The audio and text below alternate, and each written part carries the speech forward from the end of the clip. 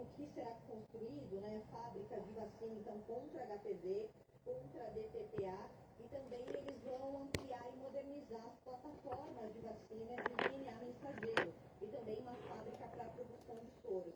E é isso que eles vão detalhar daqui a pouco nessa cerimônia aqui no Instituto Butantan. A gente já teve acesso a essas informações, 1,4 bilhão de reais, com o foco de ampliar, diversificar e também modernizar a produção de vacinas e soros para o SUS, do Sistema Público de Saúde aqui do país.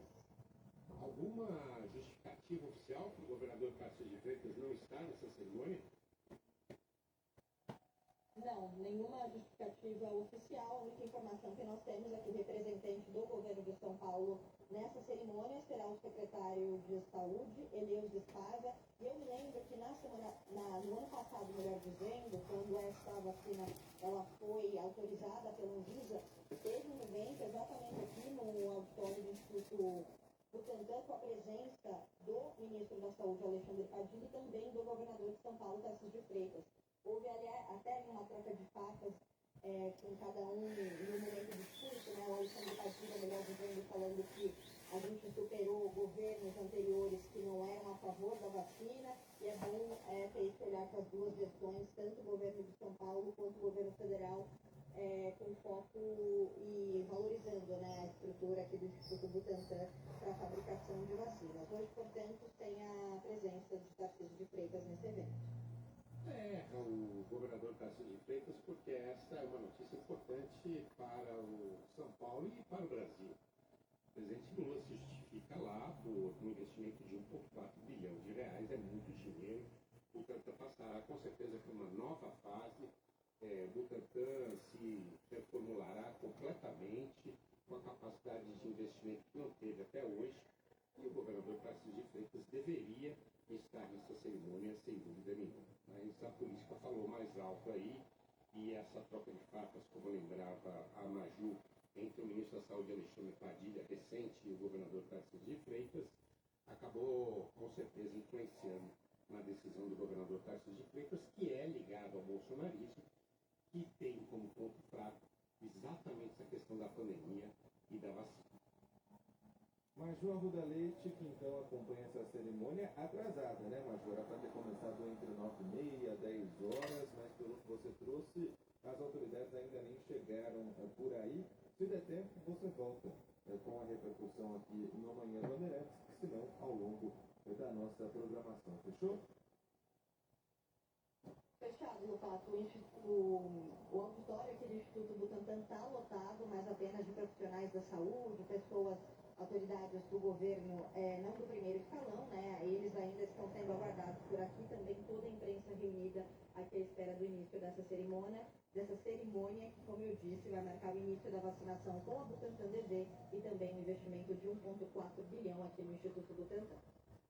Valeu, Maju Arruda Leite. Um abraço, bom trabalho por aí. Até já. Até mais.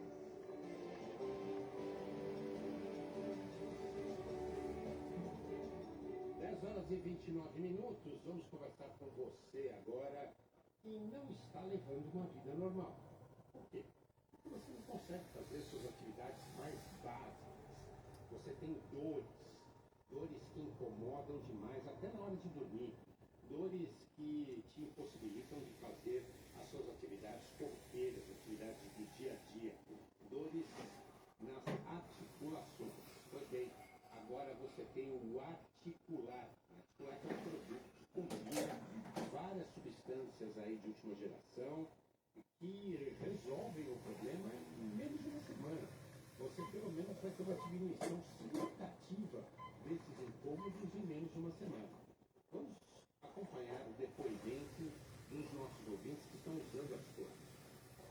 Eu sou a Silvana, moro em Guaraparica, estou aqui para dar meu depoimento, que eu tomei um chocolate maravilhoso. Eu não conseguia mais trabalhar com enxada na roça, eu não conseguia dormir direito, troquei de colchão 2 vezes, já não sabia mais o que fazer. Vai fazer 2 meses que eu estou dormindo. Voltei a trabalhar com enxada, estou pintando as minhas grades, estou terminando de pintar toda a minha varanda, as minhas janelas, estou trabalhando, estou plantando, graças a Deus e graças ao chocolate. É muito maravilhoso, estou me sentindo muito bem. Pois bem, Andrei, olha isso, super indico. Quem Sabino, bom dia a toda a nossa grandíssima audiência. Pois é, Sabino, esse produto é um espetáculo, né? Quem usa o articular se recomenda porque sabe que é um produto funcional. E agora eu quero que você preste bastante atenção. Você que trabalha bastante, tem aquela rotina puxada, nesse tempo chuvoso, né, quando a temperatura dá aquela queda, a gente sabe que as articulações elas ficam mais sensíveis, mais ressecadas, é a defesa do nosso corpo, né? E quando você sente dor, fica tudo mais difícil. Você percebeu que hoje você não consegue mais trabalhar a mesma carga horária que você trabalhava antes? Percebeu que às vezes você pode até trabalhar mesmo, mas você se cansa mais do que se cansava antes? Percebeu que hoje você tem aquela insônia, aquela ansiedade por conta da dor? Tudo isso vai acabar com o articular, porque esse produto ele é o único do Brasil certificado pela Anvisa que consegue acabar com a dor na primeira semana de uso. E muita gente me pergunta o porquê dessa eficácia tão rápida. Por que um produto natural, que não tem contraindicação, me dá um efeito tão rápido assim? Vou explicar para você. É a fórmula, é a ciência, a tecnologia que esse produto carrega. Ele tem uma nanotecnologia de absorção que te dá resultado em uma semana e, além disso, ele tem todas as propriedades que um ortopedista recomenda para quem sofre com dor, inclusive a condroitina e o ácido hialurônico ortopédico, que são os principais que fazem te entregar o resultado em uma semana. Então, para você que está me ouvindo agora, que convive com a dor, artrite, artrose, fibromialgia, hérnia de disco, bico de papagaio, você que não está aguentando mais sofrer com tanta dor, separa um papel, separa a caneta e aproveita, porque hoje, segunda-feira, dia 9 de fevereiro, preparei algo especial para você. Os 200 primeiros ouvintes que ligarem a partir de agora no 0800 591 3310. Anota aí. 0800 591 3310. Os 200 primeiros ouvintes que ligarem a partir de agora, eu vou dar um desconto de 80% na nota. Vou entregar para você o produto hoje, para a semana ser muito mais produtiva para você. E o pagamento só para o final de março. E você vai ganhar de presente o melhor emagrecedor do Brasil, o Mondiaro Natural. Você que precisa perder peso, ligue agora 0800 591 3310. 0800 591 3310. Vou repetir. 0800 591 3310. E para finalizar, Sabino, você ligando agora, só para recapitular, 80% de desconto, entrega hoje, vai ganhar o Mondial Natural. E eu esqueci, vai ganhar também o shampoo contra queda de cabelo. Então não perde tempo, ligue agora, 0800 591 3310.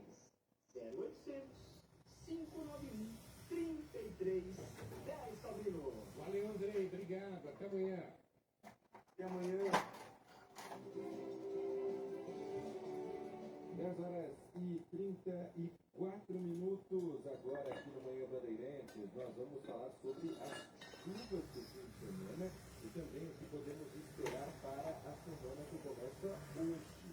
A região mais atingida ao longo do sábado e do domingo foi o Vale do Paraíba, o litoral norte do estado, com alguns casos, algumas ocorrências de deslizamento de terra. E quem está conosco para falar mais sobre é o repórter Eduardo Torres, da Band Vale FM. Tudo bem, Eduardo? Bom dia. Oi pessoal, bom dia para vocês, bom dia Lobato, bom dia Sabino, bom dia para você que acompanha a gente aqui no Manhã Bandeirantes. Pois é, chuvas intensas atingiram o litoral norte aqui de São Paulo nesse final de semana, na rodovia Doutor Manuel Paulista do Rego, a Rio Santos. Uma barreira caiu no último sábado, a via ficou totalmente interditada. A gente está vendo aí imagens na nossa transmissão aqui pelo YouTube. São imagens impressionantes. A via ficou totalmente interditada depois dessa ocorrência, mas na sequência, depois do trabalho das equipes, o trânsito voltou a fluir no sistema Paris-Siga. Aqui queda aconteceu no quilômetro 154 em São Sebastião, isso foi no sentido oeste, sentido Bertioga, houve a interdição no sentido Caraguatatuba e o acostamento permanece interditado nesse local.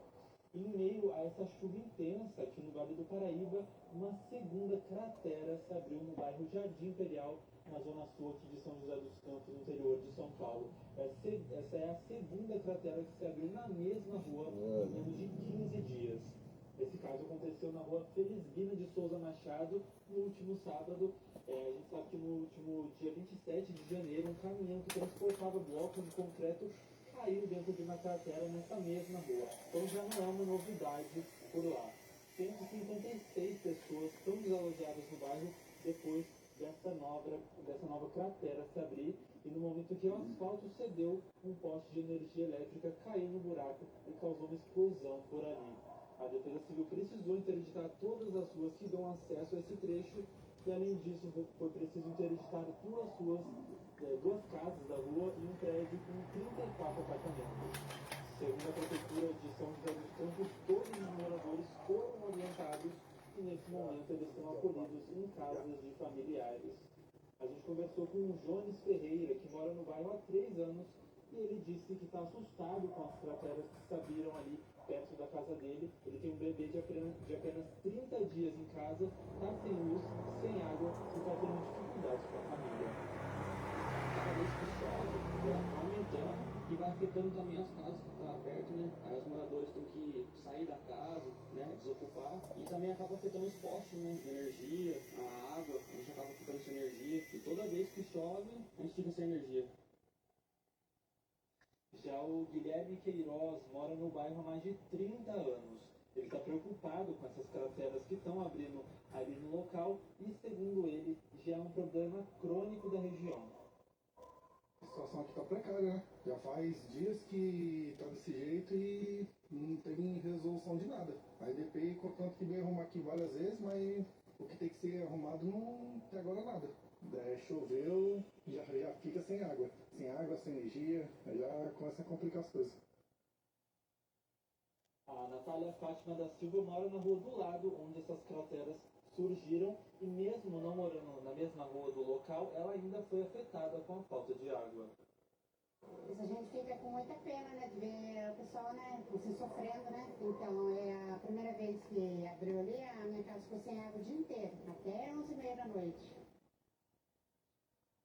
A gente conversou também com o Rafael Silva, que é secretário de Proteção ao Cidadão aqui de São José dos Campos, e ele dá mais detalhes sobre o processo de avaliação no local. As equipes da prefeitura estão em avaliação aqui pelo local, nós sabemos que todo final de semana teve bastante chuva, então é um local que a gente não consegue entrar a partir do momento que está na chuva. Agora que está estabilizando a chuva, as equipes devem aí definir e ter aí a certeza do que foi que causou também essa cratera. Tem um apartamento com aproximadamente 150 pessoas nele e 2 residências também aqui que foram interditadas. E faz mais de 24 horas que o buraco está estabilizado, né, da forma que ficou, então a gente espera que não afete outras famílias. Segundo a administração municipal aqui de São José dos Campos, todos os moradores foram orientados e estão acolhidos em casas de carentes. E ainda segundo a prefeitura, o primeiro colapso da galeria de águas pluviais foi provocado pela corrosão de um tubo metálico ocasionado pela presença de esgoto. As redes de gás, esgoto e água foram remanejadas e a obra emergencial está em processo final de contratação com prazo estimado de 90 dias. A gente procurou a EDP, que é fornecedora de energia aqui no Vale do Paraíba, e eles informaram por meio de nota que o fornecimento de energia foi normalizado ontem à tarde na região da rua ali onde a cratera se abriu. Já a Sabesp, que é fornecedora de água, disse em nota que realizou as adaptações nas tubulações afetadas pelo rompimento da galeria de águas pluviais nesse bairro Jardim Imperial. Ela informou ainda que a estrutura de drenagem que se rompeu não pertence à companhia e as adequações foram realizadas para possibilitar o reabastecimento do abastecimento de água ali na região. Então é isso, pessoal. Segunda cratera em menos de 15 dias no mesmo bairro aqui em São José dos Campos. Volto com vocês. Muito obrigado ao Eduardo Torres, trazendo informações das chuvas, inclusive com estrada que ficou interditada por conta do deslizamento de terra no litoral norte. Essa cratera é bem impressionante a imagem, né? A cratera e do deslizamento de terra, né? Para quem não está nos acompanhando também com imagens, olha, a profundidade da cratera chama atenção e não é como, por exemplo, aqui nós vimos aqui na capital paulista, na Marginal, que era uma cratera grande, mas em uma via grande. É uma rua de bairro, uma rua pequena. A cratera tomou conta ali. Encostando nas casas. Exatamente, com os postes todos caídos para dentro da cratera com uma profundidade absurda. Eduardo Torres, muito obrigado, viu? Um abraço. Pessoal, obrigado, bom trabalho. Obrigado. Bom, e a Defesa Civil do Estado de São Paulo coloca 30 cidades em estado de atenção para deslizamentos de terra. Isso conforme os parâmetros do plano de contingência da SP Sempre Alerta, operação de chuva aqui no estado de São Paulo. Quem está conosco é o Tenente Marcos de Souza, para mais uma vez prestar serviço, trazer quais as regiões em que a população precisa se preocupar mais e o que nós podemos esperar para essa semana. Bom dia, Tenente, tudo bem? Olá, bom dia a você, a Fabina, a todos que nos acompanham, é um prazer falar da Rádio Bandeirantes mais uma vez. Eu tenho tudo aqui para falar de chuva, né? Falar de estragos nesse verão, está correndo muito, viu, Lupado? Acho que as pessoas estão percebendo isso.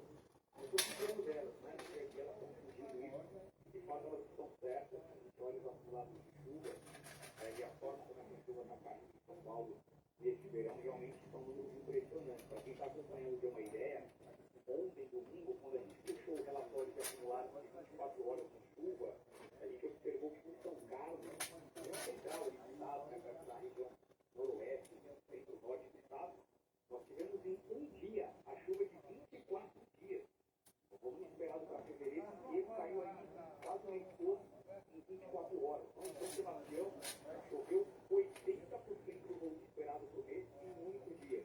Essa eu me recordo de cabeça, mas Caraguatatuba foi perto de 60% da chuva, Guarujá em cerca de 50%, enfim, várias. E nós tivemos chuvas esse fim de semana, outro fenômeno que esse verão choveu no estado inteiro como um todo, né? Claro que a investigação climática foi absurda da Mata, né? Lá no Rio Grande do Sul, choveu de Rio Preto até o Ubatuba, de modo geral, fazendo muito estrago. Tenente, e o carnaval, hein? Já dá pra gente prever alguma coisa do carnaval? Assim, embora ainda tenhamos um dia, a gente está analisando os modelos meteorológicos para alertar quando chegar um pouco mais perto, vai ser uma precisão maior. E para quem está acompanhando, mas possa saber, a gente faz essa previsão utilizando cálculos matemáticos, com fórmulas já prontas, né? Claro, os sistemas software, os computadores, os grandes computadores, inclusive a FEMADEM, Centro Nacional de Desastres, adquiriu uma super máquina, né, para fazer esses cálculos, essas informações chegam aqui para a nossa unidade estadual, junto com o nosso painel de inteligência São Paulo Sempre Alerta. Estou falando esses nomes difíceis, mas no fundo é tudo tecnologia que vem sendo adquirida para levar mais precisão nas nossas previsões. As previsões serem cada vez mais acertadas. E para o carnaval, o que indica é que nós teremos um regime típico de verão. Ufa, melhor, porque o que a gente viu agora foi chuva de frente fria, chuva de muita umidade provocada por essa canalização da umidade amazônica em cima de São Paulo. Aí por isso que chove sem parar 3 dias seguidos. Já no carnaval, tudo indica que isso não vai acontecer. Nós vamos ter tempo mais quente, com chuvas mais ao final da tarde. Qual é o risco? Temporais de verão são aqueles que caem muito mais. Aí, se o pessoal estiver em áreas abertas, praças, árvores, aí a gente fica preocupado com isso. Então, desde que o folião tenha essa consciência, se proteja quando começar os temporais, a tendência é que o carnaval deveria uma chuva mais regular, mais controlada. Tenente, e até o carnaval, pelo que eu entendi, deveremos ter ainda pancadas de chuva que podem trazer bastante estrago, principalmente onde? Principalmente nas 30 cidades do estado de atenção que estão majoritariamente na faixa leste, o Papo. São cidades como São Sebastião, a própria capital de São Paulo, Caraguatatuba, São José dos Santos, que tem uma cratera gigantesca aberta lá, você sabe disso, né? Cidade de Taubaté, cidade de Caieiras, que se preocupou com o deslizamento de terra. Então, essas cidades que compõem a faixa leste do estado, desde o Vale do Ribeira até a saída de casa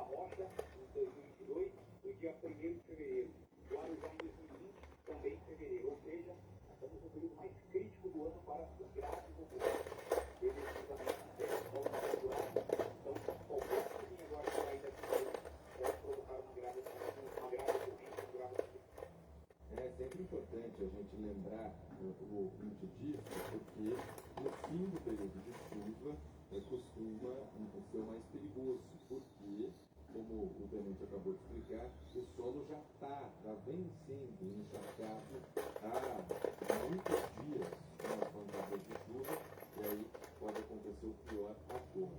Gabinete de crise, portanto, funcionando até o fim do dia hoje, Tenente.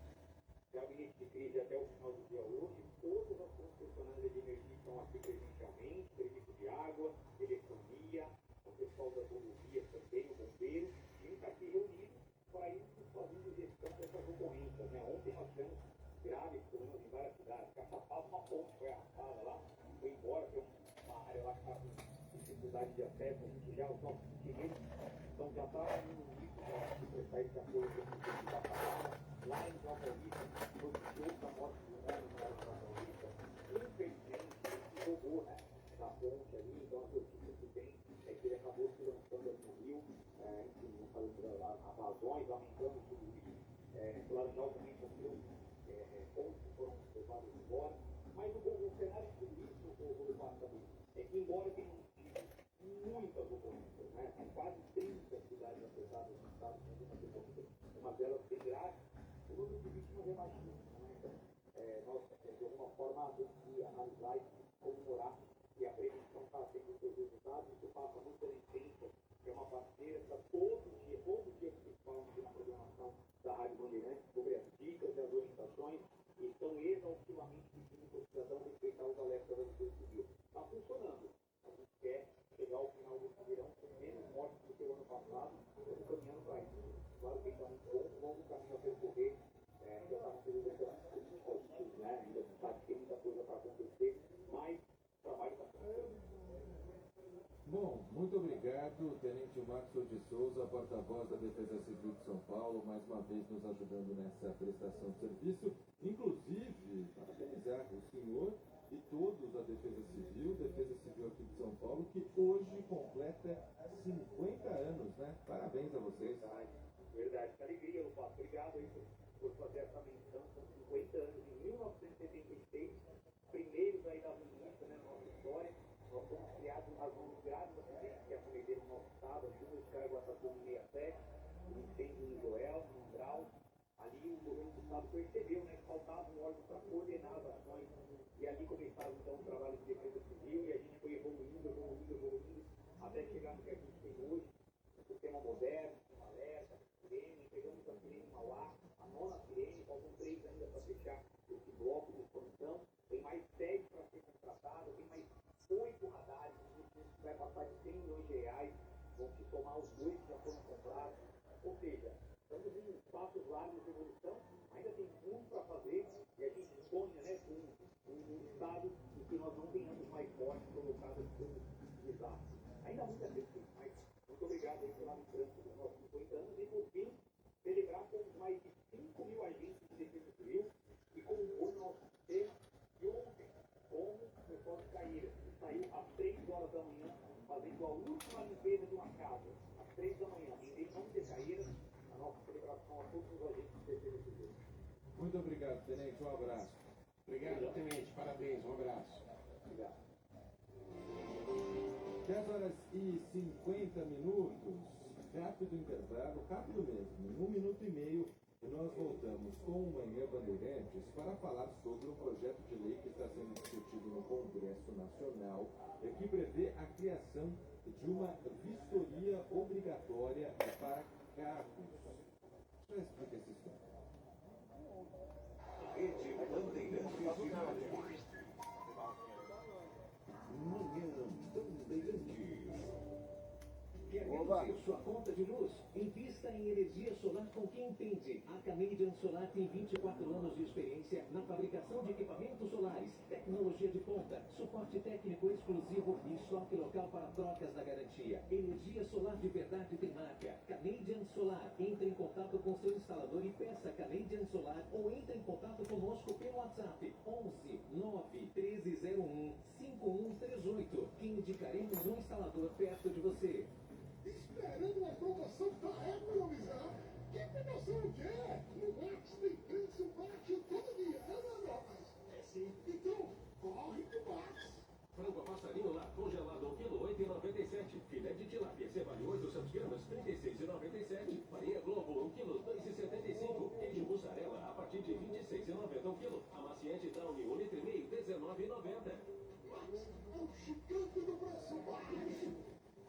Manhã Bandeirantes.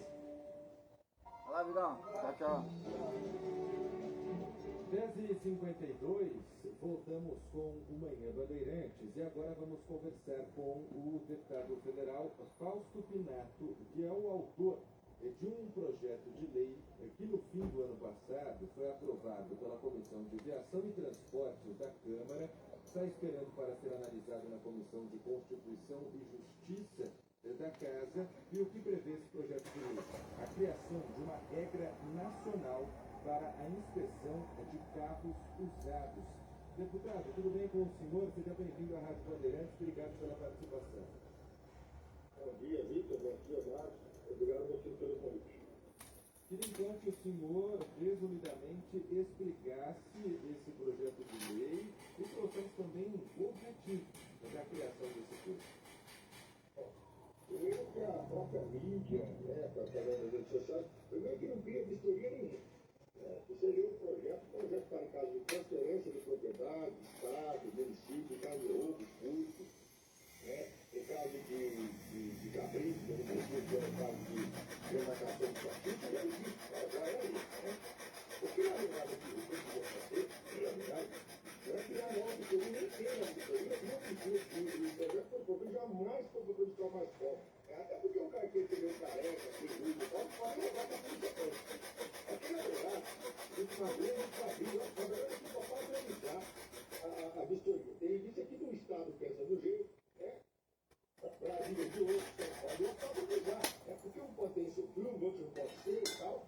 E um dos incisos, eu coloco assim, inciso perfeitamente conforme a definição do colaborador. Ou seja, em alguns casos específicos, que não adianta falar aqui, vai ser igual um cinto de segurança. Por exemplo, um caso de veículo escolar que leva a criança, vai esperar seu ônibus ser vendido para fazer vistoria ou tem que fazer cada 6 meses, 1 ano, 2 anos? Nossa, tem que definir isso. Isso aí é igual a falta do cinto de segurança. Foi muito criticado, e na verdade tem responsabilidade, eu acho. Na verdade, eu acabei fugindo aí o público, ligado à autopeça de carro roubado, Capricha, vamos lá.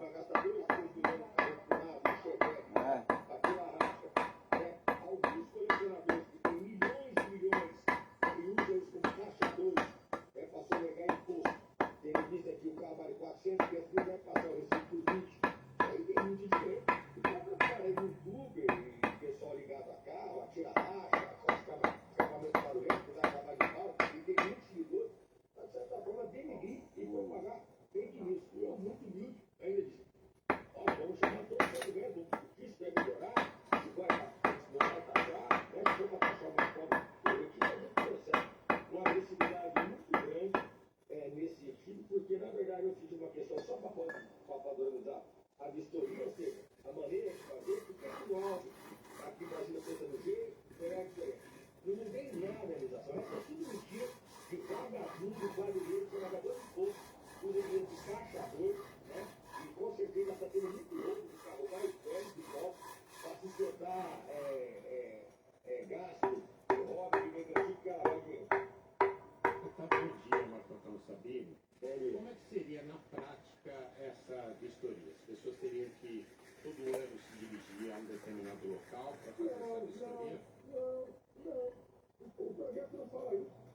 É isso que eu falo, ninguém lê o projeto aí. É que Eu estava voltando para o senhor. 5 anos. Sei, eu estou respondendo, né? Sim, eu estou colocando. O relator colocou 5 anos, já disse que vai voltar atrás, né? O pessoal tem uma dificuldade também, porque é propositor do projeto que é relator. Quando ele colocou 5 anos, que na minha opinião, deveria fazer uma audiência pública.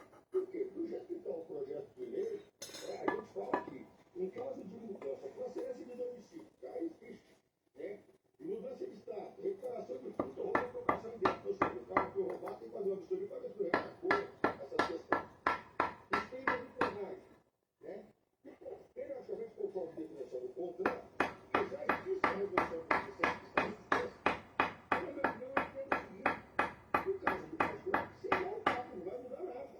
O que claro que eu quero fazer, que na minha opinião deve fazer, é o caso de transporte público, olhar para ser 6 meses, 1 ano, 2 anos, taxista, Uber, que é porque usa muito carro, nesse sentido. Só isso, tudo é nada. Então, o promotor está pagando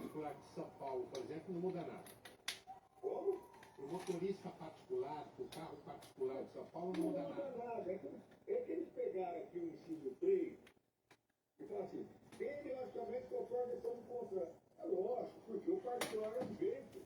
Agora, o contrato tem poder de fazer redução? Tem. Por exemplo, vamos pensar aqui. A gente pede Uber de aplicativo e tal. Você acha que um carro que leva pessoas, né, que estão no transporte de pessoas, ele tem que fazer vistoria periódica ou não? Estou perguntando. Você acha que deve fazer ou não? O ônibus escolar, o transporte escolar, ou só deve fazer vistoria quando for vender esse carro? Ou quando for fazer? Normalmente a dinâmica de uma entrevista é o contrário. Eu pergunto se eu respondo, mas enfim, vou responder para o senhor. Sim, deve fazer. Não, eu quero perguntar porque realmente eu espero confiança, né? Porque eu assisto um programa, vejo que o jornalismo imparcial e eu estou aqui explicando, que até dificulta a minha existência, é que a gente quer mostrar para a população que infelizmente hoje, a gente é vítima do fake news, aí não consegue rebater. Você acha que eu ia fazer um projeto para onerar mais o povo? O problema é que estão fazendo a narrativa. E a verdade é o seguinte, aquele cara que tem pneu careca, que está sem farol, por sua programa já aprende. Isso, aquilo. Não tem como, e não vai nem fazer vistoria. E a vistoria, do jeito que está, só está conforme já está na resolução. Agora, eu só acho que a vistoria tem que ser um padrão, porque São Paulo pensa de um jeito, Goiás do outro, Brasil do outro. O intuito do projeto era isso. O problema é que existe um público muito grande que eu não sabia, né, que saber foi, tem pessoas de boas em todo lugar, que mexe em carro, compra um carro, por exemplo, um Chevette, que gasta 1 milhão, 2 milhões de equipamento, tudo, aquela coisa, né? Isso que eu pensei, né? Eu falei, podemos até melhorar o projeto, por exemplo, você imagina um cara que comprou uma D20, e mais comprou um motor da 1000 para adaptar. Está tudo legal, não é nada roubado. Por que facilitar na vistoria para passar, para poder ter documento? Vamos facilitar, vamos fazer a educação, né? Agora, e alguns casos específicos, como eu citei aqui, por exemplo, veículo escolar, transporte público, taxista e próprio Uber, que leva pessoas, eu entendo, gente, que tem que ter uma vistoria assim, até porque a gente até pode ver locadoras, né? Eu peguei um rol de locadora, por exemplo, um carro que usa adulto, até você ver que lá em Fronteira, mas não está ocupado de vistoria, né? Eu me lembro quando foi feita a lei de segurança, tudo foi criticado agora. O particular não mudou nada. Né? Agora, o contrato, quem for projeto por contrato, é ver casos específicos, que é o caso, por exemplo, do transporte público. Agora, o senhor falou então que, por exemplo, um motorista de aplicativo aqui de São Paulo, ele precisaria fazer uma vistoria periódica regular. Quanto tempo para isso? Não sei. Por isso que eu jogo a resolução por contrato. Até porque isso a gente devia fazer audiência pública. Não pode fazer nada para ficar. Deveria chamar a associação dos transportes públicos, né? Chamar o pessoal do carante. Devia fazer uma coisa que seja segurança para todos nós, né? Nós sabemos que hoje um carro é uma arma, né? Então, quer dizer, ninguém está aqui para onerar o mais pobre, ainda mais ano eleitoral e tal. Na verdade, nós queremos padronizar. Tem muita dificuldade de transferência de um estado para o outro. Por isso o projeto era só isso. Aí criaram umas perguntas, sabe? Propagaram um monte de fake news. Né? Vocês mesmos estão sendo levados a isso. Fala, periodicamente, todo ano. Não é periodicamente todo ano. Periodicamente conforme a resolução do contrato. Ou seja, porque existem casos específicos. Por isso que eu perguntei isso para o senhor, para não haver nenhum, né? Para a gente poder compreender e o senhor poder explicar. Isso. Veja lá, o artigo 117A. Os veículos deverão ser submetidos à vistoria de identificação veicular nos seguintes casos observados a regulamentação do contrato: transferência de propriedade ao domicílio intermunicipal ou interestadual do proprietário, ok? Tá. Recuperação de furto ou apropriação indébita. Suspeita de clonagem. Periodicamente, conforme a execução do contrato. Eu cheguei aqui a falar, se precisar suprimir isso ou especificar, mas especificando, podemos fazer uma emenda. Agora, eu entendo que, por exemplo, nos carros particulares, não estou nada. Agora, eu deixei com essa dança do contrato, porque nós temos que entender que algumas questões, né, ficar assim, responsável do contrato, até por questão de segurança. Né? Então, assim, eu fico chateado porque ninguém colocou nada demais, até porque isso já existe. Bom, queria agradecer. O pessoal confundiu um pouco, acho que foi quando o relator colocou 5 anos, né? 5 anos, o pessoal confundiu um pouco, mas o relator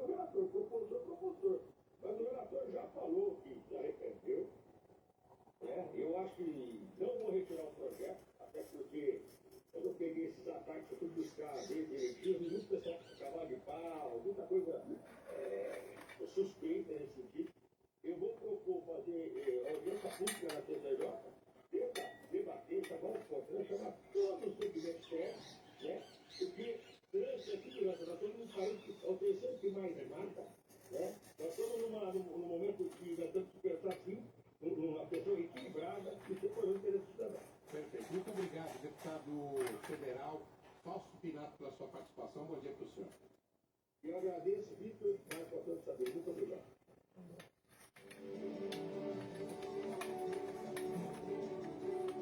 11h03. É sempre hora da gente falar de esporte. Histórias das Copas. Oferecimento Betesport. Só quem tem DNA brasileiro pode realmente entender. E é por isso que o Brasil é Betesport.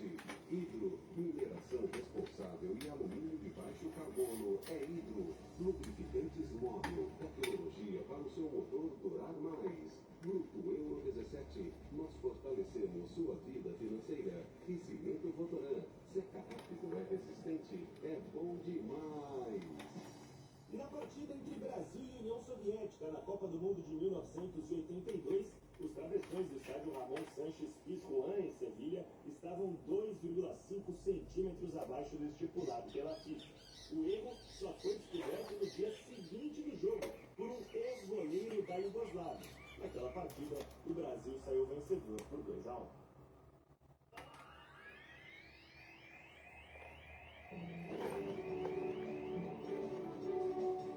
11h04. Quem está com a gente hoje para falar de esporte é Pedro Cohen. Tudo bem com você? Bom dia. Bom dia, Pedro. Bom dia, Sabino. Tudo bem? Como é que um jogador que ganha 4 milhões de reais por mês está inteiro?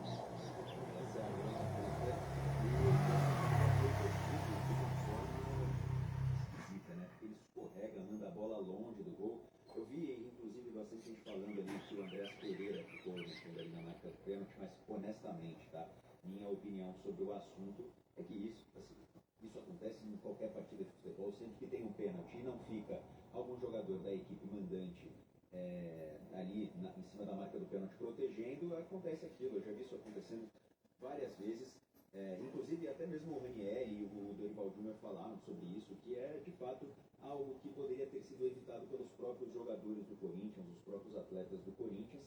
Não aconteceu, o Andrés Pereira foi ali e de forma esperta, né, de forma malandra no linguajar do futebol, acabou fazendo ali deu uma cavadinha ali no gramado. 30 segundos pisando em cima da marca, exatamente, arrastando a trava da chuteira. Assim, não tem como a gente concordar que isso seja uma prática aceitável, que pro bom futebol não deveria acontecer. Agora, acontece. Já brincavam, né, que o Andrés Pereira é o belga mais brasileiro de todos, e a malandragem de ontem foi de brasileiro mesmo, né?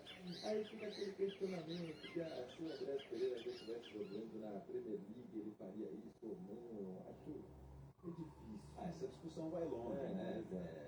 Acho que assim, a discussão ontem era mais como aquilo impactava no pênalti do Memphis. Impacta, é claro que impacta, mas até aí também os próprios jogadores, o próprio Ranieri, o Dorival, o Gustavo Gomes falou sobre isso depois do jogo também, é algo que acontece no futebol. É certo? Não é certo. Os jogadores do Corinthians tivessem acompanhado. Exatamente, esse é o ponto central dessa discussão. O fato é que o Palmeiras venceu, derrubou um jejum aí que durava quase 4 anos já sem vencer o Corinthians lá na Zona Leste de São Paulo, lá na Neoquímica Arena. Venceu e agora assume a vice-liderança do Campeonato Paulista, faltando apenas uma rodada aí para finalizar a primeira fase, essa fase de liga, né? Que inclusive, um comentário meio paralelo aqui, mas eu gostei bastante dessa forma de disputa, achei bem mais competitivo. Eu acho que os jogos valem muito mais, né? Cada jogo vale muito mais. Nesse momento, o Palmeiras, o Corinthians e o São Paulo, dos 4 grandes aqui do estado, estão na fase de classificação. O Santos está fora, o Santos é o 10º colocado, de 16, tem 9 pontos. Então, um ponto de diferença, saldo de gol, né? Um ponto de diferença. O São Paulo está em 8º por 2 gols. Exatamente. O São Paulo é o oitavo colocado, o último que se classificaria hoje tem 10 pontos. O Capivariano, que é o nono, primeiro time que não se classificaria, tem 10 pontos também. Então o São Paulo está ali, precisa ir para esse jogo contra a Ponte Preta, prestando bastante atenção. E o Santos, que vai enfrentar o Velo Clube, tem um jogo que pode parecer que não, né? Porque o Velo Clube está na zona de rebaixamento, mas é a chance do Velo Clube de se salvar de cair para a Série A2 do Campeonato Paulista. Então é um jogo difícil para o Santos, tenso, e que precisa de qualquer forma vencer, porque o empate não basta para se classificar à próxima fase do Campeonato Paulista. Nesse momento, vou passar os confrontos que a gente teria se a rodada terminasse dessa forma, com a tabela assim. O São Paulo visitaria o Novo Horizontino para a disputa das quartas de final. Lembrando que é jogo único as quartas, a semi é jogo único também, só na final a gente tem jogo ida e volta. O São Paulo visitaria o Novo Horizontino, o Corinthians receberia o Guarani na Neoquímica Arena e o Palmeiras receberia o Botafogo de Ribeirão Preto lá na Arena Barueri. Lembrando que Botafogo e Palmeiras, inclusive, jogaram agora há pouco e o Botafogo ganhou do Palmeiras lá em Ribeirão Preto. Mas eu acho também que tá página virada, né? Como diria um grande poeta que eu gosto muito, Mário Jardel, clássico é clássico, vice-versa. Clássico arruma e desarruma a casa para muito time, então eu acredito que a vitória de ontem seja assim, crucial para a sequência da temporada do Palmeiras e também do Abel Ferreira, os principais nomes aí que vinham sendo questionados no elenco do Verdão. Acho que o Flávio Lopes foi um dos grandes nomes da partida, mas gostei também da atuação do Carlos Miguel, que foi bem ontem. Ele fez defesas importantes, principalmente na segunda etapa. Vamos ver como é que o Carlos Miguel enfrenta agora essa sequência de temporada. No Mirassol,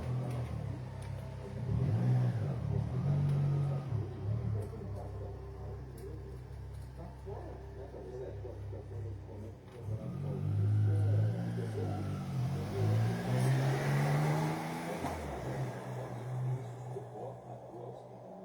Do primeiro tempo, e agora o Mirassol pega a Portuguesa lá no seu estádio, lá no Campos Maia. Mas assim, é um jogo difícil porque a sequência do Mirassol não é fácil.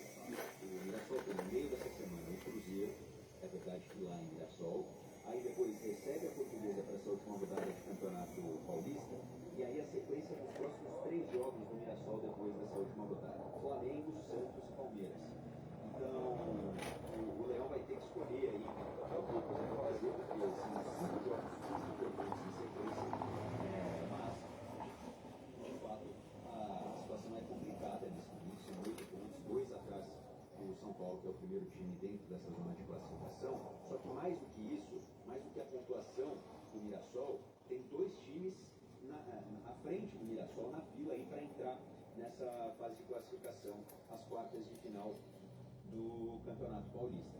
Então é uma situação delicada para o Mirassol, é delicada para o Santos. Tem outros times aí de segunda divisão também, como por exemplo, o São Bernardo também é um time de segunda divisão que figurou ali entre os 8 primeiros colocados por boa parte das rodadas da fase de liga do Campeonato Paulista, e agora é o 12º colocado, tem 8 pontos também. Vai ter gente grande ficando de fora, vai ter elenco forte ficando de fora dessa fase de mata-mata do Campeonato Paulista, e até por isso que eu acho que a gente vai ter esse formato aí de liga agora vigorando em vários outros campeonatos também. Bom, e antes da gente pensar a definição do Campeonato Paulista, desse mata-mata que acontece no próximo fim de semana, temos um meio de semana com rodada do Brasileirão. O Campeonato Brasileiro acontecendo simultaneamente esse ano, terceira rodada com destaque para quais confrontos, hein? Vamos lá, amanhã a gente tem um confronto importante que inclusive é um jogo solitário. Amanhã tem só uma partida às 9h30, Vitória e Flamengo jogam lá no Barra, lá na Bahia, lá em Salvador. E aí na quarta-feira a gente tem um clássico nacional bastante importante às 9h30, aqui perto inclusive, no Morumbi. O São Paulo recebe o Grêmio. São Paulo está voltando aí a fazer boas partidas, né, depois de toda aquela polêmica no final do ano passado, início desse ano. Está voltando a se encontrar dentro do gramado. E o Grêmio, que também está precisando fazer aí resultados melhores. Se classificou no final de semana contra o Novo Hamburgo, é verdade, mas sem jogar bem de novo. Esse jogo é um jogo que vale a pena ficar de olho. E aí na quinta-feira, que eu acredito que são os 2 principais jogos aí da rodada, Dois principais porque envolvem, primeiro que um deles é o clássico carioca, um clássico do nacional brasileiro, que é Fluminense e Botafogo na quinta-feira às 7h30 lá no Maracanã. Inclusive o Zidorgia ainda não perdeu pelo comando do Fluminense lá no Maracanã como mandante, hein? E aí às 9h30, é claro, tem Internacional e Palmeiras às 9h30, lá no Beira-Rio, estádio do Beira-Rio. Jogo que o Inter sempre leva dificuldades ao Palmeiras, né? O Palmeiras, quando o Palmeiras vai para Porto Alegre, sempre tem dificuldades de vencer o Inter lá. Vamos ver como é que vai ser esse jogo dessa quinta-feira. Às 8h na quinta tem Corinthians e Bragantino, e às 7h tem Atlético Paranaense e Santos. É um jogo importante aí também para essas duas equipes, para ver como é que o Santos vai reagir depois desse início ruim de temporada. É um jogo que não deve ter Neymar. O Neymar não joga no gramado sintético, a gente sabe disso, e o gramado sintético do Atlético Paranaense, que daqui a pouco deve ser trocado até por ser de uma geração anterior aos mais novos, muito menos, né? Se ele não joga nos melhores gramados sintéticos, não vai ser no do Atlético Paranaense que ele vai jogar. Isso já é confirmado. E o Corinthians, que recebe o Red Bull Bragantino, acho que é uma ótima partida para dar a volta por cima aí pro Timão, tá? Então tá bom, ao longo da semana você vai falando mais sobre esses confrontos do Campeonato Brasileiro. Deixa eu te fazer uma pergunta, a gente não conseguiu falar sobre isso aqui, mas o Palmeiras, no finalzinho da semana passada, confirmou a chegada do colombiano John Arias. Mas e agora? Já tá no vídeo, não tá? Pode estrear no meio da semana? Então, o Palmeiras trabalha para isso, né, Lupato? Para ele estrear o quanto antes. Inclusive o Abel Ferreira comentou sobre isso ontem, comentou sobre o John Arias. Disse que ficou feliz com a contratação do John Arias, mas que essa é uma contratação que tem que fazer parte de um todo. O Palmeiras não pode parar por aí. O Abel Ferreira ele é conhecido por não reclamar, né, mas por pedir muitos reforços, porque de fato, quando você tem uma equipe como é o Palmeiras, quando você tem uma equipe com a força, com a expectativa que tem o time do Palmeiras, você espera que de fato cheguem aí jogadores do nível do John Arias, não só uma vez por temporada. O Abel falou sobre isso ontem, disse que essa é uma contratação que vem da presidência, que vem da diretoria, e que ele espera contar não só com o John Arias, mas com outros nomes aí nas próximas semanas para reforçar o time, para continuar brigando por títulos, como tem feito nos últimos anos. Pedro Cohen volta amanhã para falar de esporte conosco. Um abraço, valeu. Abraço, até a próxima. Obrigado, valeu. 29 vai marcar 11h15. 11 999 048756. Vamos lá para a participação dos nossos ouvintes. Bom dia, Sabino. Bom dia, Lupato. Bom dia a todos da Rádio Bandeirantes. Aqui é o Marcos São Vicente. Desejar a vocês aí uma ótima semana e fazer uma reclamação em relação à Sabesp. E o serviço de esgoto na rua da minha mãe, no caso aí, em São Vicente. Já foi feito chamado e eles não resolvem. Aí vem o temporal antes tudo. Eu fiz 2 vídeos aí para estar vocês dando uma olhada. E é aquilo. O serviço de esgoto é cobrado. Então é responsabilidade dentro da rua eles arrumarem. Essa é a minha opinião. Desejo vocês uma ótima semana e que Deus ilumine vocês sempre. E o ouvinte mandou mesmo o vídeo aqui pra gente, ó, de como fica a situação por lá quando chove. Infelizmente não é o único ponto da cidade em que nós temos esse problema. Bom dia, senhores da Rádio Bandeirantes, uma bancada fantástica. Bom, para quem sabe, de verdade, né, a semana começa no domingo, né? E começamos muito bem a semana, hein? Avante palestra, uma pessoa, um pouquinho de água caindo do céu, nada absurdo, um tempo totalmente nublado, e vamos pra cima, Ricardo. Um abraço pra vocês aí. Valeu, Ricardo, um abraço pra você. Um abraço. Cara americano, circular de Boston, trânsito intenso, carro morentinho, feito do Hospital São Luís, reparos da Sabesp. Indiquem a região. O ouvinte falando então do trânsito aqui pertinho do Grupo Bandeirantes de Comunicação, na Oscar Americano, por conta de uma obra que está acontecendo ali de reparo da Sabesp. Bom dia, amigos. Eu sou a Ana de Santos. Deixa eu fazer uma pergunta para vocês. O 35 não está funcionando novamente? Eu já liguei 3 vezes, só toca a musiquinha, nem pede o CPF, está aí a ligação. Dá um alô para mim, por favor. Ouvinte falando do 135, não temos outros relatos de ouvintes que não conseguem conversar, não conseguem falar com a central telefônica de atendimento do INSS. Vamos pedir aqui um posicionamento e responderemos a senhora. 11h17. Fim de semana já foi de carnaval aqui na capital paulista. Na verdade, o pré-carnaval. Só que no último sábado tivemos o dia que promete ser o mais movimentado de todos os que marcam a folia do carnaval. Guilherme Oliveira, nosso repórter, esteve de plantão no fim de semana, acompanhou todos esses bloquinhos e vai trazer um balanço do que aconteceu. E aí, Guilherme, bom dia. Tudo bem, Lupato? Bom dia para você, para o Sabino, para quem nos acompanha aqui na Rádio Bandeirantes. Foi a estreia de vez do Carnaval de Rua de São Paulo neste ano, pré-carnaval com dezenas de blocos. Só neste domingo, 65 blocos desfilaram por todas as regiões da cidade, incluindo 3 megablocos, e 2 deles na Rua da Consolação, na região central, acadêmicos do Baixo Augusta, e um bloco com participação do DJ escocês Calvin Harris. E aí, infelizmente, o primeiro fim de semana já de carnaval marcado por confusão e por tumulto.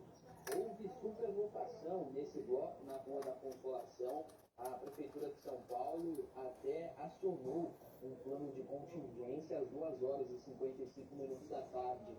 A Prefeitura, juntamente com a iniciativa privada, impediu a entrada de folião, ninguém mais conseguia entrar na Rua da Consolação, mas infelizmente esse plano não evitou a confusão. Muita gente se esmagando, passando mal, pelo menos 30 pessoas tiveram auxílio que foram atendidas pelos bombeiros na Rua da Consolação, e aí, infelizmente, o que a gente viu foi folião invadindo condomínios, invadindo uma escola estadual, a Escola Estadual Marina Sintra, e também quebrando o portão da Escola Paulista da Magistratura. Mas vale a gente reforçar que não foi um ato de vandalismo, mas sim um ato de desespero, porque as pessoas estavam se empurrando, passando mal, e muitas estavam querendo um local ali para respirar, para ficar um pouco mais tranquilo. O prefeito Ricardo Nunes estava acompanhando tudo isso da central do Smart Sampa, que fica no centro de São Paulo. E nas próprias redes sociais, o prefeito Ricardo Nunes falou sobre esse plano de contingência que foi acionado pela prefeitura, pelas autoridades, né? Polícia Civil, Guarda Civil Metropolitana e também Polícia Militar. Vamos acompanhar o prefeito disse. A nossa Polícia Municipal teve que assumir aqui a linha para que o trio elétrico fosse caminhar, então está dentro do plano de contingência, a ação estava prevista. Aqui as pessoas estão caminhando, você vê, está todo mundo está andando, é muita gente, mas caminhando, andando, as pessoas estão indo. Tivemos que fazer dentro do plano de contingência também, liberar os viadutos das transversais da Consolação, permitindo que as pessoas saíssem e, infelizmente, proibindo que as pessoas entrassem na Consolação. Que hora, comandante, que a gente proibiu de entrar na Consolação? Às 14h55. Bom, durante essa manhã a gente esteve na Rua da Consolação, a gente pode acompanhar por imagens para quem está na live, para quem está no rádio a gente descreve. Na Escola Paulista da Magistratura, os funcionários já realizando esse trabalho para a troca dos portões que foram destruídos. Na Escola Estadual Marina Sintra, o trabalho de limpeza. As funcionárias disseram para nós que havia muita bebida, tênis e roupa, aquele cheiro muito forte, então foi um trabalho de limpeza. As aulas não foram prejudicadas nesta manhã. No entorno ali do centro, da Rua da Consolação, a Ana Paula Rodrigues flagrou diversas ruas ali da região central com lixos acumulados dos megablocos e dos blocos do fim de semana. E depois do questionamento da Rádio Bandeirantes, da Ana Paula Rodrigues, a prefeitura passou a fazer a limpeza nessas ruas do entorno da Consolação. Já no sábado, houve o megabloco mais esperado para esse ano, o da Ivete Sangalo. Isso porque foi a primeira vez que a cantora baiana subiu num trio elétrico no Carnaval de Rua aqui de São Paulo. Foi no circuito do Ibirapuera e na zona sul da cidade. Eu acompanhei um loco também, estava muito cheio. Segundo as autoridades, 1.200.000 foliões que aproveitaram o bloco da Ivete Sangalo. Não houve superlotação por lá, mas a própria cantora decidiu paralisar o show por quase 40 minutos para ela organizar esse bloco. Então a Ivete Sangalo ficou no microfone ali, de alguma forma, organizando o bloco para depois seguir com o trio elétrico. Não houve maiores intercorrências. Um ponto positivo desse fim de semana que eu acompanhei tanto no sábado quanto no domingo. O trabalho de revista funcionou muito bem. Foi uma empresa contratada da iniciativa privada que é responsável e vai ser responsável ao longo dos próximos fins de semana pela revista nos blocos. Funcionou muito bem, ninguém conseguiu entrar com garrafa de vidro, objetos cortantes, com guarda-chuva. Se tiver previsão de chuva, é apenas com capa de chuva. Eu mesmo passei por essa revista, revistaram a minha mala, mesmo eu sendo repórter, mostrando o crachá com segurança, revistaram a minha mala e isso funcionou muito bem. Na questão da segurança, algumas prisões foram realizadas e também foragidos da justiça que foram identificados por câmeras do Smart Santa. Mas quem vai falar sobre isso é o secretário da Segurança Urbana de São Paulo, o Orlando Moran. Vamos acompanhar.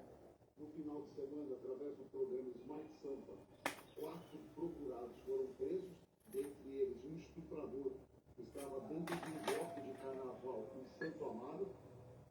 Diversos voos de drones foram feitos em todos os blocos de carnaval, além das mais de 40 mil câmeras 4x8 acompanhando todas as imagens dos blocos de carnaval. E também foram realizadas apreensões de bebidas sem uma origem de fabricante. A nossa Polícia Municipal teve uma atuação brilhante durante todo o final de semana, da mesma forma a Polícia Militar e também a Polícia Civil. Bom, o secretário falou de comércio clandestino, né, de bebidas. No Carnaval de Rua de São Paulo, todos os ambulantes foram devidamente cadastrados e são identificados por um crachá e por um uniforme. Mas algumas pessoas tentaram vender bebidas clandestinas e policiais civis, a paisana, fantasiados de ETs, flagraram esse crime e realizaram as prisões. E ontem, no bloco de Calvin Harris, também policiais civis fantasiados de caça-fantasmas identificaram 2 criminosos, uma mulher e um homem, que estavam com diversos celulares furtados. Também nesse fim de semana, algumas correntes de ouro foram arrancadas de pessoas e a polícia conseguiu realizar também outras prisões no bloco da Ivete Sangalo. E agora o trabalho é para identificar os donos desses aparelhos que foram furtados. Só para a gente encerrar, meus amigos, entre pré-carnaval, carnaval e pós-carnaval, serão quase 630 blocos na rua de São Paulo. Quase 630 blocos nas ruas de São Paulo, mais de 200 já aconteceram nesse último fim de semana. Guilherme Oliveira trouxe o relato pessoal dele e cobriu pela Rádio Bandeirantes o bloco da Ivete Sangalo. A organização, pelo que você disse, perfeita ali na região do Ibirapuera, é um dos maiores blocos do carnaval, viu? Pois é, Lupato, o circuito do Ibirapuera, ele tem muito espaço, né? Diferentemente do circuito da Consolação, que tem prédio por 2 lados, é uma rua, você não consegue ali de alguma forma sair daquele local se você fica preso. No circuito do Ibirapuera, não. Você tem um espaço muito grande, apesar de 1.200.000 caminhões, você tinha espaço para ficar relativamente tranquilo, sentar se fosse necessário. Então a organização do bloco da Ivete Sangalo ocorreu muito bem, a revista foi muito bem feita, não teve nenhum problema ali na área da revista, para a entrada dos caminhões. É óbvio que ali no entorno, no perímetro ali do Rio Oeste da Ivete Sangalo, você não conseguia dar nenhum passo, mas no todo, ali no circuito inteiro, você tinha espaços bem tranquilos para sentar, descansar, tomar uma água se fosse necessário. Por isso que foi decisão, né, da Ivete Sangalo paralisar ali o show por quase 40 minutos para organizar o bloco ali embaixo do trio elétrico. Mas o circuito como um todo foi bem tranquilo, não houve maiores intercorrências não. Na Consolação, bem diferente, como o Guilherme trouxe a informação pra gente, um local onde... Boa, tudo bem? Tá lá, Saldo, já comeu? E muitas pessoas que foram ontem ou ao bloco do Calvin Harris, que começou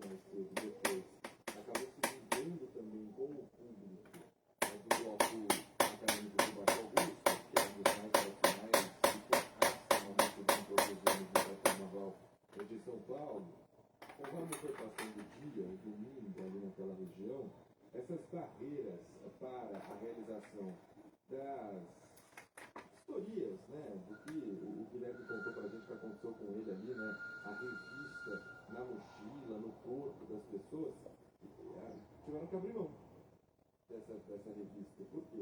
Porque eram as ruas onde as pessoas conseguiam passar daquela muvuca que estava até alguns pontos, uma muvuca perigosa na rua, da Consolação, aqui no centro de São Paulo. Não tivemos, ainda bem, Guilherme Nicolau, nenhum atendimento de pessoas no estado grave, nem nada, né? Pelo que o Corpo de Bombeiros disse, foram 30 pessoas atendidas ali no local mesmo, ninguém precisou ser levado ao pronto-socorro, nem nada disso. Não, Lupato, por muita sorte, felizmente, ninguém é ferido gravemente em razão desse tumulto. E os números oficiais dos bombeiros, 30 pessoas tiveram mal súbito, mas foram atendidas ali no local mesmo. Pessoas que passaram mal, né, em razão do tumulto, não houve ali, obviamente, as imagens assustam bastante, mas não houve ninguém ali que acabou sendo pisoteado, né? Infelizmente isso não aconteceu, mesmo na hora em que o portão da Escola Paulista da Magistratura acabou cedendo, né? Muitas pessoas subindo de fato no portão para encontrar um ponto seguro ali, ninguém acabou sendo pisoteado, apenas as pessoas que passaram mal em razão do calor, do tumulto, do empurra-empurra.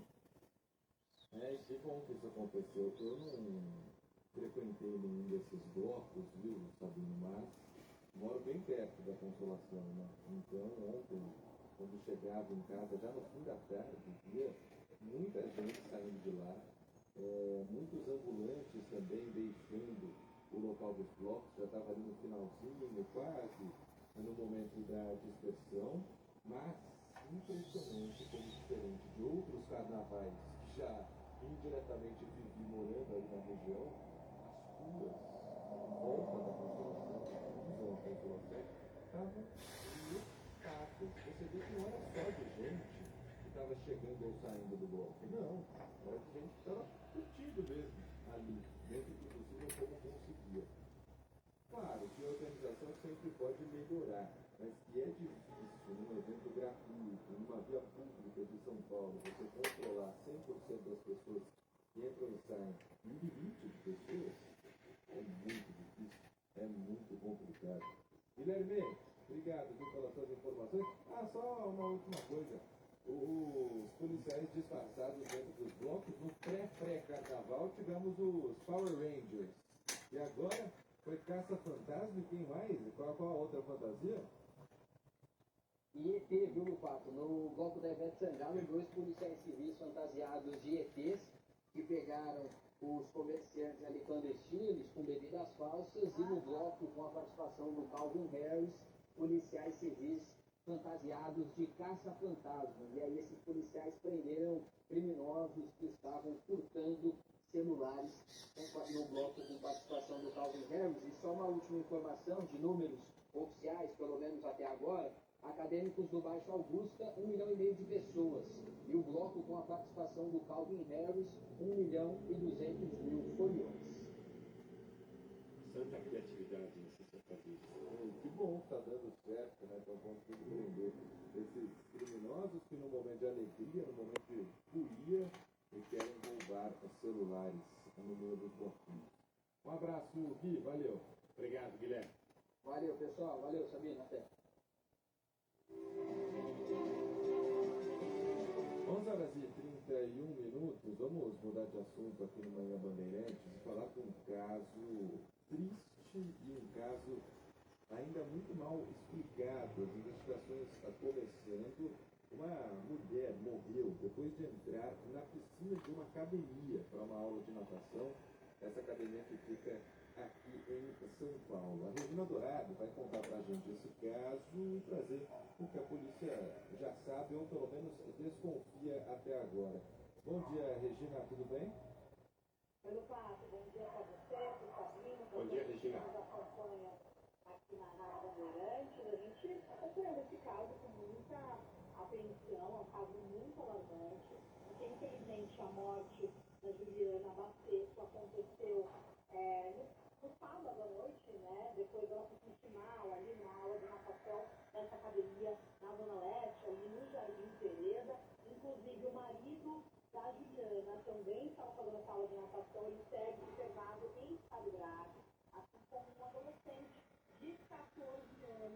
que também está em estado grave. Como eu disse, esse caso aconteceu no último sábado, na academia C4G, na Zona Leste de São Paulo, e de acordo com o boletim de ocorrência, durante essa aula de natação, os alunos, assim como Juliana, o marido dela, perceberam a água da piscina, dessa academia, com aspecto de um gosto ali anormais.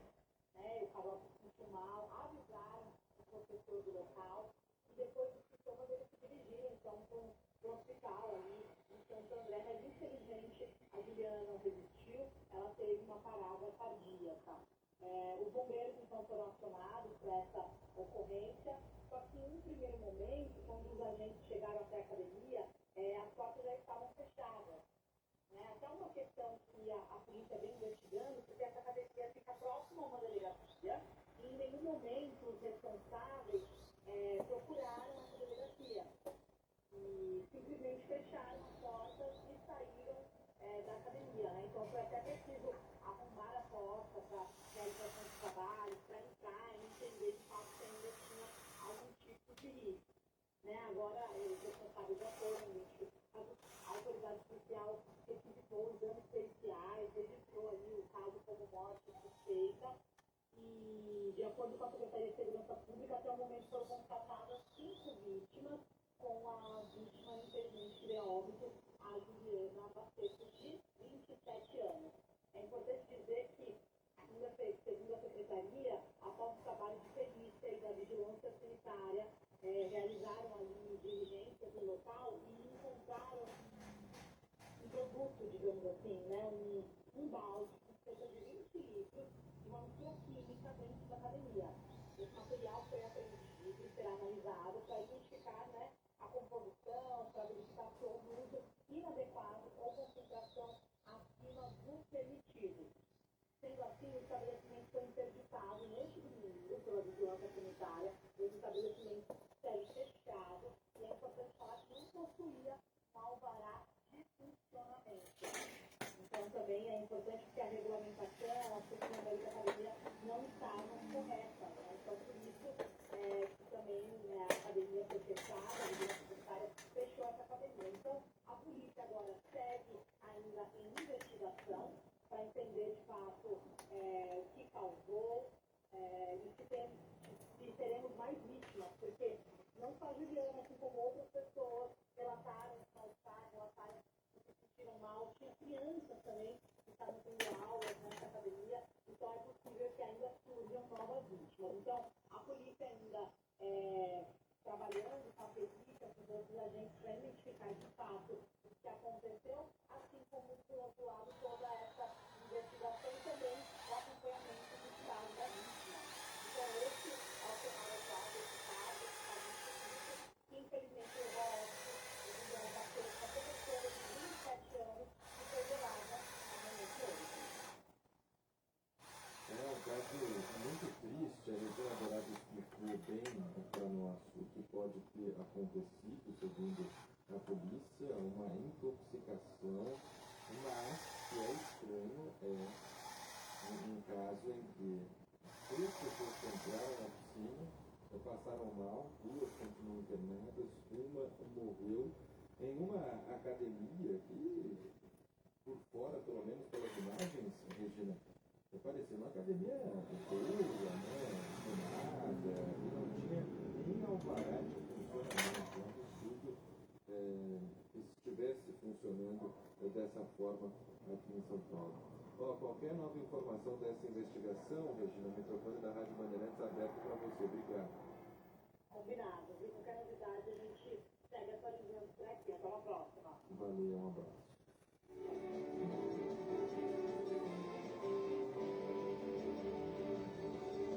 Horas e 37 minutos. Vamos para mais um intervalo rapidinho aqui no Manhã Bandeirantes. Nós já voltamos para falar sobre uma operação policial nas ruas contra crimes sexuais. Dá só um negócio. Tu tem o menino do contrato lá do Vladimir, aquele que estava aqui agora? Eu tenho da esposa dele. Tem? Então eu vou mandar a foto da tua, e tu manda pra ele lá. Tá bom, tá bom. É só entrar no site bandbet.bet.br, fazer o login, clique no ícone do seu perfil que fica no topo da página e digitar o cupom TIGRE em letra maiúscula. Agora é só entrar no jogo e começar a jogar. Olha, veja bem, cupons são limitados. Bandbet, o lance infinita as possibilidades. Quando alguém faz um trabalho bem feito, todo mundo logo diz: aí é Profissa. Quer ser Profissa também? Faça um curso técnico superior de tecnologia. O governo do Brasil está do lado de quem busca crescer, investindo para que cada estudante tenha uma formação de qualidade e conquiste seu espaço no mercado de trabalho. Educação profissional e tecnológica é mais oportunidade de emprego e maior renda para você. Vem ser Profissa. Ministério da Educação, Governo do Brasil, do lado do povo brasileiro. Manhã Bandeirantes.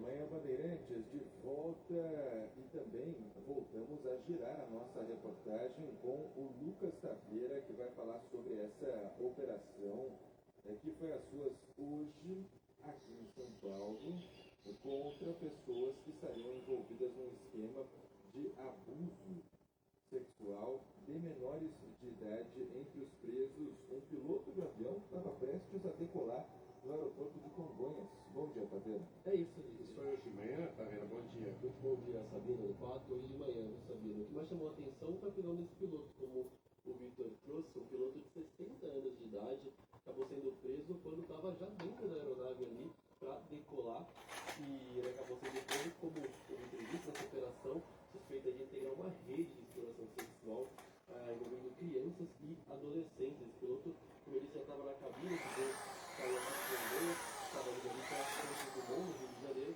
quando os policiais chegaram então e abordaram esse piloto. Essa ação de operação chama Aportas de Cristo. Então, essa aconteceu aqui nessa manhã, e a investigação aqui no princípio generado, estabelecimento de prostituição e exploração sexual. O caso está sendo conduzido pela 4ª Delegacia de Repressão à Polícia Civil. Segundo a polícia, o suspeito Sérgio Antônio Lopes, ele seria atuado na polícia criminosa por pelo menos 8 anos e foi levado então para a sede do departamento, como a gente pode ver nas imagens no YouTube da Rádio Bandeirantes. As apurações indicam que ele levava esses menores a motéis utilizando documentos falsos. Uma mulher de 55 anos também foi presa, suspeita de aliciar as próprias netas nesses crimes, viu? Netas de 10, 12 e 14 anos em troca de dinheiro. Então, crimes que vinham acontecendo há bastante tempo, como eu disse. Esse piloto envolvido aí há pelo menos 8 anos, havia mandados de prisão temporária contra esses dois investigados. A operação também está cumprindo aí 8 mandados de busca e apreensão na capital paulista e também em Guararema, onde o piloto mora e deve ser ali investigado. Mais envolvidos nessa operação, de acordo com a polícia, as provas apontam para uma estrutura bem organizada de exploração sexual infantil, delícia de atuação contínua, divisão de funções e coordenação entre esses envolvidos. Fala de novo. Em nota, a Lavem que abriu uma apuração interna. Não, é bem massa. Eu queria que fosse bravo. É bem mansinho. Tá vendo aí, ó, olha lá, ó, nem te conhece e já tá se abrindo toda, entendeu? Tem duas. E ela... Uma delas é uma delícia, a outra é meia delícia. Essa É daí... melhor ter gato do que cachorro, não? Então, esse gato não é meu, entendeu? É que eu trato bem, entendeu? Então ele tá aí comigo. Mas ele não é meu, não. Sabe o que eu faço todo dia? Ó, ele me chama aqui na porta aqui, ó. Aí eu boto a coleira, dou água, comida o dia todo. Aí quando eu vou embora, eu tiro a coleira e ele vai embora. Você entende? Já tem 2 meses. Entendeu? Tem o telefone dele? Já tem 2 meses já esse gato aí, ó. Então, não tem o telefone aqui? Não tem nada. Essa coleira quem bota é eu, pô. Ele ou ela? É fêmea, fêmea. Tem duas, rapaz, mas ó, gato, cachorro, periquito. É muito dócil esse gato aí. Ah, tu pega no colo, não vai acontecer nada. Entendeu? Então à noite ela vai embora pra casa? Aí vai embora, aí vai pra lá e vai pra lá. Eu sei que vai pra lá. Aí vai lá e. Chora, Curitiba. Tu gostou, né? Ontem, né, Palmeiras? Tu gostou, né? Legal. Entendeu? Mas não é meu não, o gato. Mas é aquilo, né? Quando você trata bem, o bichinho, ele, né? O bichinho sente, né? Com certeza, Tá bom? Fala, Miguel. alguém vai ser avaliado. Lucas Taveira, obrigado. Valeu, família. E olha, só para também registrar aqui, né? Quando o crime curvado ao ponto de atingir crianças, a revolta é certa. E nesse fim de semana morreu no Paraná uma menina que teve quantias milionárias desviadas do tratamento contra um câncer agressivo por empresários. Tamanha essa ganância. Yasmin Amorim, de 12 anos, estava lutando contra um neuroblastoma internada no Hospital do Câncer de Cascavel.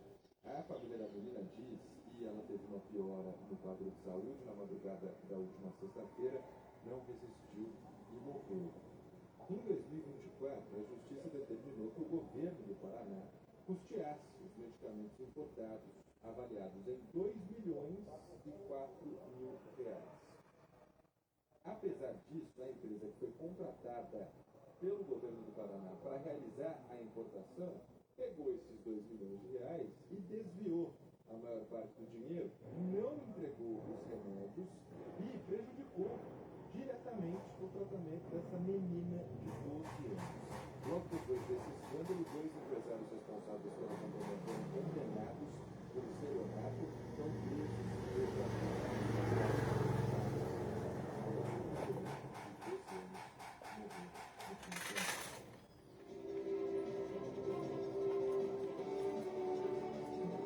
O Quintal da Bandeirantes vai marcar 11h45. A polícia prendeu em Paraisópolis hoje 3 integrantes de uma quadrilha que invadia residências na capital paulista. De acordo com o DEIC, que comandou a ação, os bandidos faziam parte de um grupo comandado por Diego Fernandes de Souza, conhecido como Minotauro, considerado o maior ladrão de casas de São Paulo, especializado em invasões de mansões no Morumbi. De acordo com a polícia, a quadrilha era violenta e costumava ameaçar e até espancar as vítimas dos roubos, mesmo que fossem idosos ou crianças. Minotauro foi preso numa operação da Polícia Civil em setembro do ano passado. Depois disso, ele foi substituído por um dos criminosos detido na operação de hoje, como explicou em entrevista à Rádio Bandeirantes e à Band News TV o delegado Clemente Calvo do Castilho. Nós tínhamos 3 alvos prioritários, 3 alvos foram capturados, dentre eles o vulgo Bode, que tinha mandado de prisão em favor dele por vários roubos, né?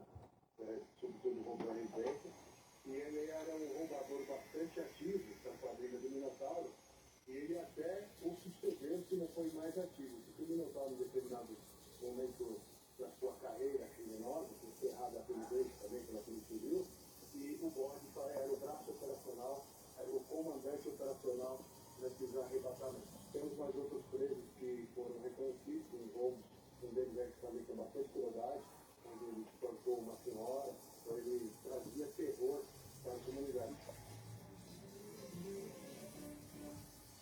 O caso mais recente de invasão à residência no Morumbi aconteceu na semana passada, quando criminosos entraram em uma mansão na rua Professor Eduardo Monteiro, usando um controle remoto clonado do portão eletrônico. Os bandidos trocaram tiros com a polícia e foram perseguidos até a Avenida Faria Lima. 2 criminosos foram presos e 4 baleados. Um deles morreu. O DEIC ainda não confirmou se esse caso tem relação com a quadrilha detida hoje. A investigação começou no ano passado, quando a polícia descobriu que o bando tinha preferência por casas de alto padrão no entorno da favela de Paraisópolis, devido à facilidade para a fuga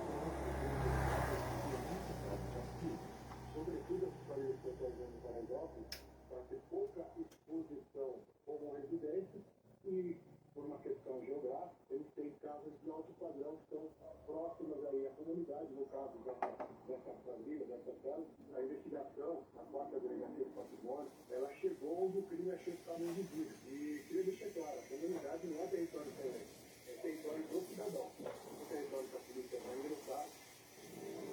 Além das prisões, os policiais apreenderam 2 armas e 2 motos que eram praticado pelos criminosos. Olha, a comunidade de Paraisópolis é uma comunidade de gente séria, gente trabalhadora. Tem uma série de problemas sociais.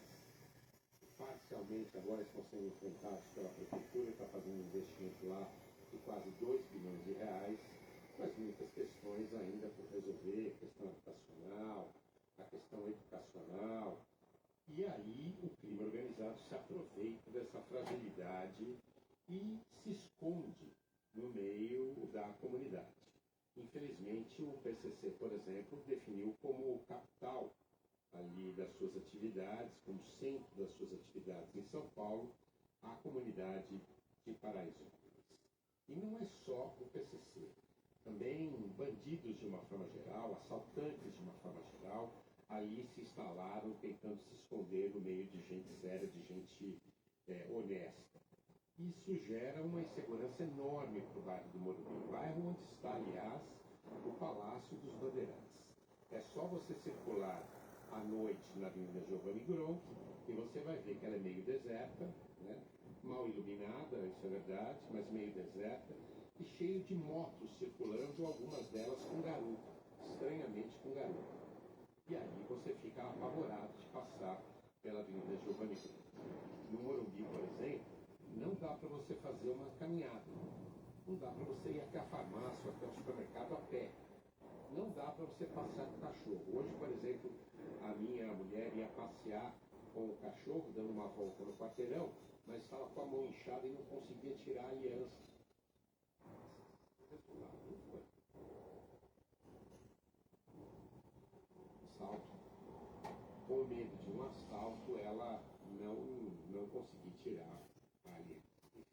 É muito ruim isso para a população que vive no Morumbi, no entorno dos bairros. No entorno não é à toa que o Morumbi é o terceiro bairro que mais subiu o número de roubos no ano de 2025. E eu sempre reitero que precisa de uma operação policial especial. O Morumbi merece isso, os moradores do Morumbi, Vila Sônia, Campo Limpo, Vila Andrade, Panambi, merecem essa deferência da polícia. Repito, até porque estamos ao lado do Palácio dos Bandeirantes. 11h50. Maria Eugênia Kotait aqui no estúdio com a gente para falar sobre o mercado imobiliário. Venda e aluguel de imóveis na Baixada Santista em alta, mercado aquecidíssimo, Magia. Bom dia. É isso, Pato. Bom dia para você, bom dia para o Sabino, para os ouvintes. O ano de 2025 foi muito positivo para o mercado imobiliário da Baixada. As vendas de dezembro cresceram 25% em relação a novembro. Já o volume de novos contratos de locação subiu 28%. Em comparação ao mesmo período do ano anterior, a alta nas vendas foi de 49% e nas locações de 129%. Segundo o presidente do Conselho Regional de Corretores de Imóveis de São Paulo, Augusto Viana, Santos e Praia Grande se destacaram. No caso de Praia Grande, é uma cidade urbana que tem ainda muitos terrenos para serem construídos e a venda, conforme está se construindo, tudo que se lança vende. Santos, ela tem a liderança no valor do metro quadrado da propriedade. Santos, além do grande movimento, também tem o preço mais expressivo em todo o litoral. E igualmente a Praia Grande, todo o lançamento ele é liquidado em curto espaço de tempo. Em dezembro, os apartamentos responderam por 68% das vendas, enquanto as casas representaram 32% da atividade. A média de valores das fundações ficou acima de R$500 mil, com destaque para apartamentos de um dormitório até 50 metros quadrados de área útil e casas de 2 dormitórios entre 50 e 100 metros quadrados. A maior parte dos imóveis negociados fica localizada em bairros nobres.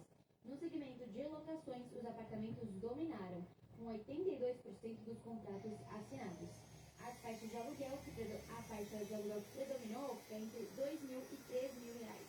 A maior parte das unidades alugadas possuía até 2 dormitórios e área útil de 50 metros quadrados nos apartamentos e de 50 a 100 metros quadrados nas casas. O presidente do Cresce de São Paulo lembra que o mercado de locação aquecido acaba pressionando os preços.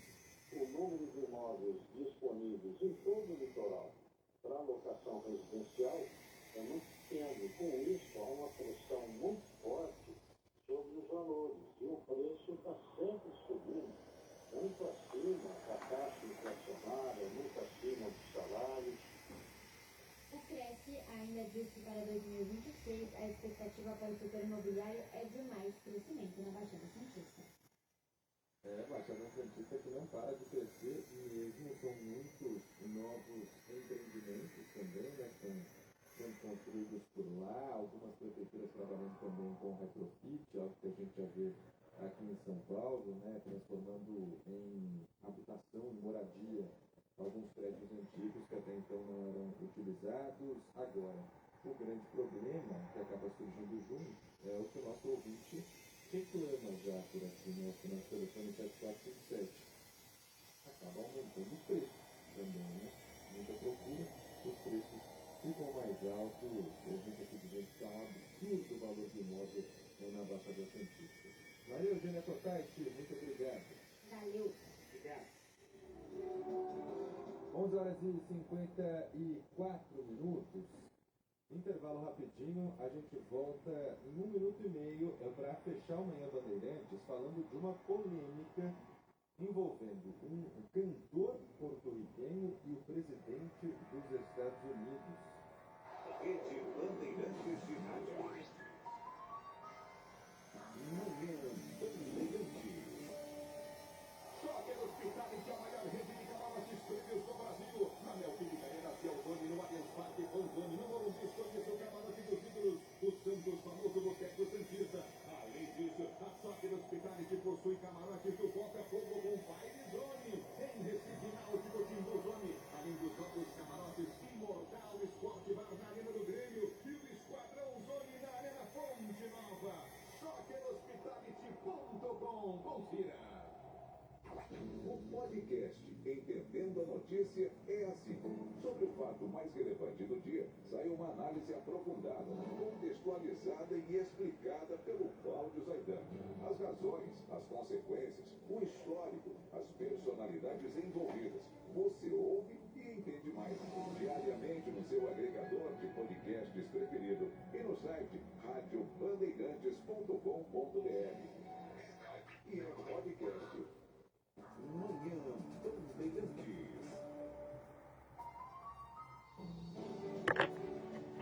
11h55. Voltamos para o finalzinho do Manhã Bandeirantes. E quem está com a gente é o Danilo.